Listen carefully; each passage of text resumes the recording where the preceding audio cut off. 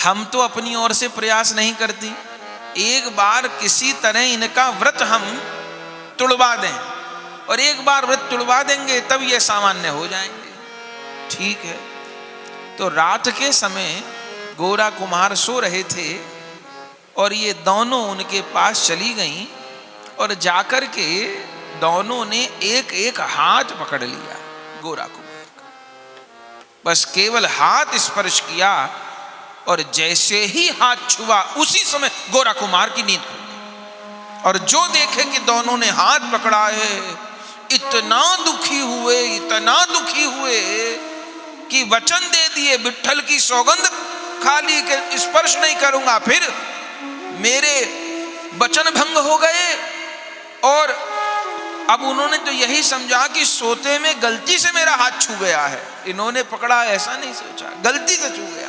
इतने दुखी हुए बंधुओं, सुन के आपको अचंभा होगा, उसी समय उठे और एक बड़ी दरांत जहां रखी थी बड़ा पेड़ काटने की, उस दरांत पर, उस आरी पर जाकर अपने दोनों हाथ दे मारे। और जिन हाथों ने विट्ठल की सौगंध तोड़ के स्त्री को छुआ, उन दोनों हाथों को काट लिया। हे भगवान, ये क्या? वो दोनों तो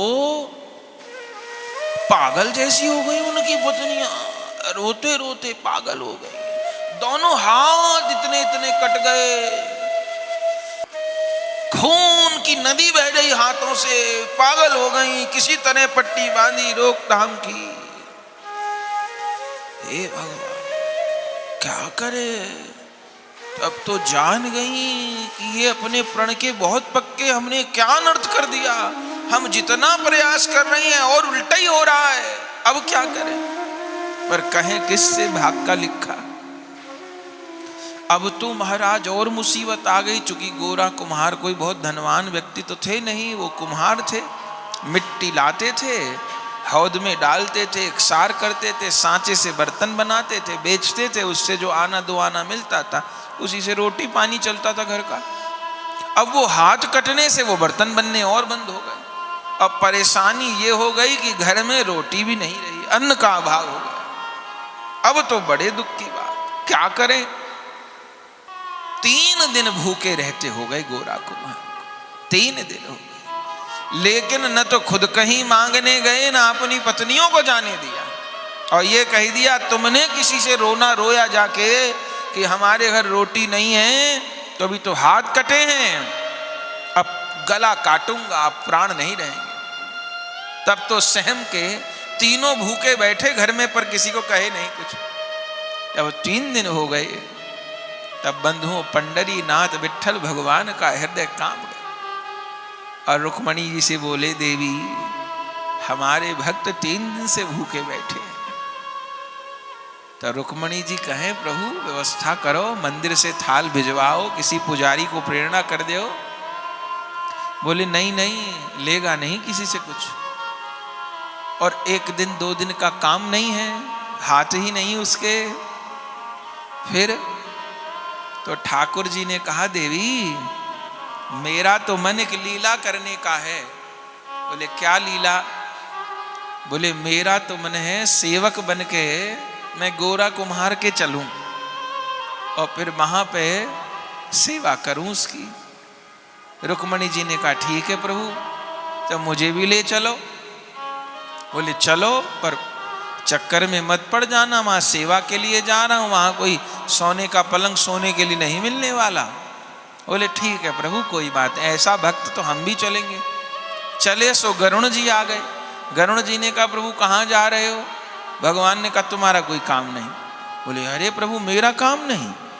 हम तो बोले तुम इस रूप में नहीं जा सकते, तो प्रभु जिस रूप में जा सकते हो वो रूप बना लेते हैं। तब ठाकुर जी ने कहा, गधा बनोगे क्या? बोले हे भगवान, गधा? बोले हाँ, तुम्हें गरुण से गधा बनना पड़ेगा। बोले गधा बनाएंगे गरुण से सीधा? क्यों? बोले हम भी तो भगवान से कुम्हार बनेंगे। जब मैं कुम्हार बनूंगा और रुक्मणी कुम्हारिन बनेंगी, तो तुम्हें गरुण से गधा बनना पड़ेगा। कुम्हारों पे तो गधा ही हो। ठीक है। अब तो महाराज ठाकुर जी बन गए बिठू कुम्हार, और रुक्मणी जी बन गई कुम्हारिन, और गरुण जी बन गए गधा। और गधा को संग में लेके कुम्हार कुम्हारिन जा रहे, जहाँ गोरा कुम्हार रहते वहीं से निकल रहे। और क्या कह रहे, अरे भैया कोई रोजगार दे दो, कोई रोजगार बता दो, कोई रोजगार दे दो, कोई नौकरी दे दो, कोई चाकरी दे दो, बहुत भूखे हैं। जब ऐसे कहते भाई निकले, गोरा कुम्हार ने देखे, गोरा कुम्हार ने कही भाई रोजगार मांग रहे हैं। तब गोरा कुम्हार भारी बैठे थे, अब पहचाने नहीं भगवान है। भैया क्या काम कर लेते हो? अब ठाकुर जी तो ठाकुर जी, महाराज और कुछ नहीं जानते, बर्तन बनाना बहुत बढ़िया जानते हैं। अरे बर्तन बनाना जानते हो, और नाम क्या है तुम्हारा? सरकार हमारा नाम है बिठू कुम्हार। अच्छा ये कौन? ये मेरी घरवारी है कुम्हारिन, और ये गधा भी मेरा ही है। अच्छा तो बर्तन बना लेते हो? हाँ महाराज, नक्काशी वाले बर्तन बनाते, मेरी घरवाली नक्काशी करना भी जानती है बर्तनों पर। बहुत अच्छा, तो क्या तनख्वाह तुमको चाहिए? बोले महाराज तनख्वाह तो कुछ नहीं, बस 2 समय भोजन मिल जाए, रहने को मिल जाए, और मेरे पास सामान नहीं है। जैसे मिट्टी की हौज चाहिए, चाक चाहिए, सांचे चाहिए, बर्तन बना, वो सब नहीं है। बस रहने को घर मिल जाए, 2-3 समय भोजन करने को मिल जाए, सांचे मिल जाए, सामान मिल जाए, इतना ही, और कोई ज्यादा तनख्वाह नहीं चाहिए। गोरा कुम्हार ने कहा भाई बहुत बढ़िया नौकरी है, तो केवल रोटी पे ही रहने को तैयार है, तब तो बहुत अच्छी बात। गोरा कुम्हार ने कहा भैया जो सामान चाहिए बर्तन बनाने का वो सब मिल जाएगा, चाक भी मिल जाएगा, मिट्टी भी, हौद भी, सांचे भी, रहने को घर भी, सब मिल जाएगा, भोजन की व्यवस्था भी हो जाएगी। बोले ठीक है सरकार, माई बाप तब तो हम रह जाएंगे। अब तो बिठू कुम्हार के रूप में ठाकुर जी रह गए उनके यहाँ, और अब तो बर्तन बनाने लग गए। और जब ठाकुर ही बर्तन बनाए बंधुओं, तो कैसे बर्तन बनाते होंगे? बलिहार, अद्भुत बर्तन। हम सब भी तो बर्तन ही हैं, वो ठाकुर जी के बनाए बर्तन ही है ना, अद्भुत बर्तन। और रुक्मणी जी उनके ऊपर चित्रकारी कर दें, फिर तो क्या कहना। अरे बर्तन बनाने प्रारंभ किए, और कहते हैं उस जमाने में कोई कौड़ी दमड़ी का बर्तन बिकता था, ऐसे बर्तन भगवान बनाते कि ₹1-2 के बर्तन बिकने लग गए। और थोड़े दिन में तो गोरा कुम्हार की दरिद्रता ही दूर हो गई, और खूब बर्तन भर गए। और अब तो क्या, कहाँ तो भोजन नहीं, और कहाँ ठाकुर जी ऐसी लीला की है कि भंडारा होने लग गया, 56 भोग होने लग गया, जय जयकार हो गई, आनंद हो गया। धीरे धीरे करके समय बीता, लोग दूर दूर से बर्तन लेने। अरे भैया बर्तन लेने होए तो गोरा कुम्हार के ही जाओ, बिठू कुम्हार बर्तन बनाते हैं, क्या कहना। लोग दूर दूर से लेने आए, और बर्तन ऐसे घड़ा हो तो इतना शीतल जल, शीतल नहीं सुगंधित हो जाए जल, बिट्ठू कुमार के बनाए बर्तन में रखने से। और बर्तनों में से बिट्ठल बिट्ठल की आवाज आए। कोई उनके यहाँ से मट्टी का बर्तन ले जाए, गुल्लक ले जाए तो वो धनवान हो जाए। अब तो भीड़ लगने लग गई, जैसे कोई फ्री में बर्तन बट रहे हो। अब गोरा कुमार बहुत राजी, अब तो सब दूर हो गया, और सब सेवा भी भगवान करते थे। गोरा कुम्हार की दोनों पत्नी भी प्रसन्न, सब प्रसन्न। ठाकुर जी खूब चाकरी कर रहे, भेद नहीं लगने दिया बिल्कुल भी। इधर एक दिन पंढरपुर में ज्ञानेश्वर जी महाराज पधारे। ज्ञानेश्वर जी का चरित्र हम पूर्व में कह चुके हैं। ज्ञानेश्वर जी पधारे, ये भी महाराष्ट्र के महान संत हुए, साक्षात नारायण के अंश। 21 वर्ष की आयु में शरीर छोड़ दिया। आज भी महाराष्ट्र में आलंदी नामक स्थान पर उनकी जागृत समाधि है। स्वयं विठ्ठल नाथ भगवान हाथ पकड़कर उनको ले गए थे। अद्भुत संत हुए।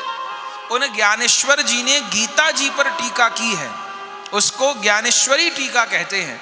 और महाराष्ट्र के भक्त लोग जैसे उत्तर भारत में रामचरितमानस का पाठ भक्त लोग करते हैं, ऐसे उधर ज्ञानेश्वरी का पाठ होता है। बहुत महिमा है, गीता जी की टीका है। बड़े महान संत हुए। तो एक बार खोज दर्शन करने के लिए पंढरपुर आए। कहीं कहीं उल्लेख है कि गोरा कुम्हार से ही मिलने आए।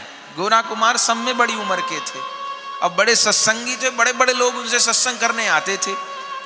कुछ उन ज्ञानेश्वर जी ने ये भी सुना कि कोई अद्भुत कुम्हार आके नौकरी करने लग गया है गोरा कुम्हार के, तो देखूं तो सही जिसके बर्तनों की इतनी खूबी है। तो ज्ञानेश्वर जी 3 भाई थे, निवृत्तिनाथ जी, ज्ञानेश्वर जी, सोपान देव जी, और एक उनकी बहन थी मुक्ताबाई जी। चारों भाई बहन सिद्ध थे। आए और जैसे चींटी को पता चल जाता है ना कहाँ गुड़ रखा है, कहाँ शहद गिरा हुआ है, ऐसे भक्तों को भी पता चल जाता है, पारखियों को, कि भगवान कहाँ छिपे। अब गोरा कुमार तो सरल भक्त थे। ज्ञानेश्वर जी आए और जैसे सुगंध आवे ऐसे